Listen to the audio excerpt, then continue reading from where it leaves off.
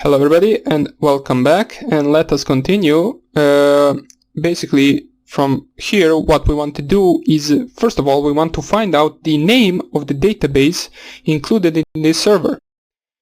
Now, in order for us to do that, we use this command. So let us just add 2 for the user ID, apostrophe, and then once again union select. And then what we want to do is basically add 2 functions that will give us the name of the database and the name of the users linked to the database. So database and then 2 parentheses, which is the syntax for the functions in the code, then comma users, and then again 2 parentheses. And at the end we add hashtag and then the apostrophe. So let us just run this. Oops, function DVA users does not exist. So let's see what's up with that. Let me just try it like this. Function DVA users doesn't exist. So let me just check out why does it give that. It should exist, or maybe it is user. Yeah, it was a user, so it's not the users and then parentheses, it is user and then parentheses. So as we can see, we got the name of the database with this function, and the name of the database is DVWA, and the name of the user that is correspondent to that database is DVA at localhost. Now that we got the name, we want to go further on, and let us run our next command, which we will type right here. So 2 as an ID, and then we type here again union select, then follow up with me right here. So SCHEMA underscore name, and then comma 2 from information underscore schema dot schemata, I believe that is how it is pronounced, and then we at the end specify the comment once again. Now let me just run this and then I will explain what did I run. As we can see right here, the information underscore schema has basically all configuration and information for the MySQL database. So the DVWA should be the database for this application. Now, this might be a little bit hard for you at the moment, especially if you do not have any previous SQL knowledge or knowledge about SQL injection. This is basically some of the advanced part for this, so it might take you a few times to rewatch this and search on the internet a few things in order to understand this fully, but that's okay. We'll continue right here, so you will have the material to practice once you learn all of this. Now let's just continue. So we ran this command right here, and we can see that the DVWA is the database for this server, for this application. Now the information, now we should send the query for tables in order to find out what tables are in the DWA database. And we can do that with this command. So we start off with the ID once again, and then union select, then we want to select table underscore name, comma 2 from information underscore schema dot tables, where table schema equals apostrophe DVWA, which is our database. And then we specify the hashtag for the comment, and we end it with the apostrophe. We use the hashtag as a comment, so it should ignore the rest of the code that comes after the hashtag. So as we can see right here, we got 2 tables. One of it is guestbook and the other one is users. Now you as an attacker will most likely be interested in this table called users, as it possibly could have some passwords and usernames or any other valuable information in it. So after we discover the tables, we want to basically discover the columns in those tables, and we will target this table right here, which is the users table. Now we want to find out what columns are there in that table, so we type here to apostrophe union select, and also, by the way, this union select you can also type in smaller letters. It doesn't have to be capital, so you can type everything in smaller letters. I just type it in capital in order to differentiate the SQL commands from the tables and columns and all of that. So I will continue with the capital letters. So union select. Now what we want is to select column name. We also want to select the column type from information underscore schema dot columns. Now in the previous one we selected from the information underscore schema dot tables, and now we want to select from information underscore schema dot columns, where table underscore schema, let me just see, oh, I didn't type it well, so schema equals apostrophe dvwa and table underscore name equals users. And of course we end with our hashtag and then apostrophe. Now what we specified in this command, we basically said where table schema equals apostrophe dvwa, that's us selecting the database, and table name equals users, that's us selecting the table that we want to gather columns from. So if we run this right here, you will see we get a bunch of these columns in the table users. So this is our command right here, and we can see we selected the database dvwa and table name users, and we were looking for the column name and column type. The column name will be this thing, so user ID, first name, last name, user, password, avatar, and column type would be the varchar and then the number in the parentheses. Now out of all of this, we are most likely going to be interested in the password one. As we can see, for the password there is specified the 32 characters as a max for that particular input. And now that we got that, we basically want to gather all of this information and print them out on the screen. You do not want to print out just password, since you won't be knowing to who that password belongs. What we want to do, we want to basically print out the first name, last name, and then the user and password for that first name and last name, so we know to who that username and that password belongs to. And for that we will use a special command called concat, which will basically, as it says, concat two things for us, since we only can output two things with this application, which is the first name and the surname. So we want to be able to print all of the information in these two outputs. So what we will do, we will print the user ID, first name and last name in the first name input, in the first name output, and we will print out the username and password under the surname output. Now let me see what I mean by that. So we'll type our last command with this. So 2 for the ID, then the apostrophe, and then what we want to do is union select. And now we want to concat. First thing we want to concat would be the user ID. So user ID, as we see it right here, it is a column in the users table. So we want to split it with the dash, so we know where it ends. So we split it with dash, we add first name to it, which is the second column in the users table. You can see it right here.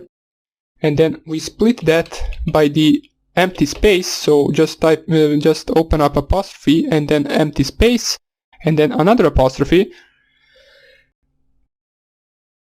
and then comma, and last thing we want to print under the first output, which is last name. So this is our first, or let me just, maybe it's easier for you, you can't really see the command right here, so let me just type it in LeafPad, and then I will copy it to the website. So let us just open LeafPad once again so you can see the whole command, since this command could be possibly a little bit hard to understand. Just lower this so I can also open the Firefox. I do not need this, I need this. So let's start off with the command once again. So we started off as every command, which is to as a user ID, and then apostrophe, and then union select, and as I said, we want to concat a few information so that we can output all of them. We open parentheses, user ID, I believe it's that is the first column, as we can see right here, user ID. Then we want to type comma, and then open apostrophe, and then dash, close the apostrophe, and then another comma, and then first name, which is the second column, I believe. Let us check out. Yes, it is the first underscore name. Then we want to, basically what we want to is add a empty space so that we can also type the last name after it, and then last name, last underscore name, and close parentheses. So let us see if it is really last name. Yeah, it is last name. So after that we want to concat the username and password as well. So we type here comma and then concat, and we want to concat in the second output the user. So let me see, it is called the user. Yeah, it is right here. And the password. Now we will split these two with the two dots. So apostrophe, two dots, and then apostrophe, and then comma password. Let me see if it is password. It should be. Yeah, it is. So we will print out the password, and we want to select from where are we selecting all this information. So from dvwa.user. I believe that's how it is called. So we will just type that right here. Or maybe it is users. Let me just check out if it says anything right here. Yes, table is called users. And then we add the hashtag, so it should ignore everything else from this command, from the rest of the code. So now that we selected all of this, let us try out this command. It shouldn't give us any error unless I mistyped something. So we copy this, we paste it right here, and then we submit. And as you can see, our output gave us all of the users, their username, their passwords, their first name, their last name, and their user ID. As we can see, in the first output, which is the first name, we got the user ID, which we concated these three things. Maybe he's a bad example. Let us go to the Gordon. So user ID for Gordon is 2. Then we added the dash. Then we added first name, then empty space, then last name for the first output, which is under the first name. As we can see, this right here corresponds to this. And in the surname section, we added the username and the password, which for the Gordon Brown, the username would be Gordon B, and then separated, we have the password right here. Now, you might be asking, these passwords look a little bit weird. That is because these are not really passwords, these are the hashed versions of the passwords. So if you tried to, example, log in with this password, it won't work. This is the password that is encrypted with some algorithm. I will show you how to decrypt it in a few seconds. So let us just check out some of the other users first. So we have another user under the ID 3, which is called hack and last name me. Once again, this right here corresponds to this right here. And the user for that account, the username for that account is Pablo, and the hashed version of his password is this. we can see that in total we have 6 users right here, and we got all of their passwords. Now, we got to the end of the columns, we got all of their usernames, we got all of their passwords, all of their information, yet we still can't log in since these are hashed version of their passwords. Now, the most easiest way to find out which type of encryption are they hashed is to copy the hash itself. So let us just copy the first hash. You just copy it and just paste it in Google. And if it is a known hash, it will print out what type of hash it is. Now, since I already know this is the MD5 hash, and there are a bunch of MD5 hash websites that are used to decrypt the hash itself. As we can see, the hash MD5 is admin. So the password for the admin account is admin, as we already knew. But let us try to also decrypt all of these other passwords. So now that we know that the hash type is MD5, all of the other passwords will also be the hash type MD5. So let us just type in the Google simply MD5 decryptor. And here we can just go onto the first link, for example, it doesn't even matter. List your MD5 hashes. So stated, let me just see where do we type it. Or let me just go to this one. Free and fast MD5 encryption. Wait, I do not want to encrypt, I want to decrypt. MD5 encryption. We want MD5 decryption. Here it is, but I went one step back. I believe this is the same website. Yeah, it is. So we go to the MD5 online, free MD5 decryption, and here you just type here you just paste here your hash password, and it will decrypt it if it is in the database. So let us go with the first one. Even though we already decrypted the first one and we said it was admin, let us just check that once again. So we copy, we paste it right here. So copy, paste, decrypt, and it gives us some of the, so let us just select all images with cars. I don't know why this popped up right here, but we can verify it. Hopefully it doesn't go on with thousands of these screens. Okay, I believe it is over. And here we can see that it found the password for this hash, which is admin.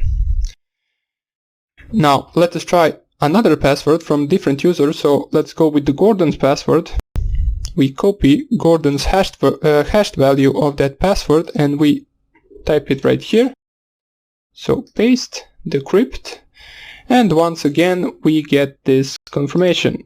And I also don't know why this asks, but it doesn't really matter. Let us just click OK. And let's see what Gordon's password is. And Gordon's password is ABC123. Now, you can also decrypt everyone's password right here. And if you are wondering how this works, you can just read it right here. It says MD5 is a 128-bit encryption algorithm which generates a hexadecimal hash of 32 characters regardless of the input word size. Now, how this website works, it basically has a huge database of hashed passwords, and they are hashed and they are decrypted passwords. As we can see, there are over 1,000 billion passwords in this database, and most likely all of these hashed version of passwords, will be in that database, and you can check that. So let's just go on with all of these hashed versions. We can just type it right here, paste it, decrypt it, and it will store front. So let us just select the store front and let us decrypt the password. So for the HackMe account, the password is Charlie. Now let us not go over all of these passwords, since it always asks me for some, either to select cars from the pictures or storefronts. It doesn't even matter, so I won't be bothering with the rest of the passwords. You can check them out if you want to, just to check what the passwords for these accounts are. I believe they are all in this database right here, since it is a huge database. And that's about it. So we successfully exploited the SQL injection. We manually exploited, which is the advanced part from this. So there are a bunch of tools that automate this process, but it is good to know how this process works, and it is good to do it manually a few times in order for you to understand it. And then later on you can use other tools if you want to in order to automate this process. Now I will just show you in the next video what is the blind SQL injection, which is a lot harder than this one since we get the output right here, but in the blind one we will not get output, and it is most likely the case that you will always encounter. So I will show you how that works. We won't cover the entire blind SQL injection since that would take a lot of time, but I will show you how you can start with it. So that was it for this lecture, and I hope I see you in the next one. Bye.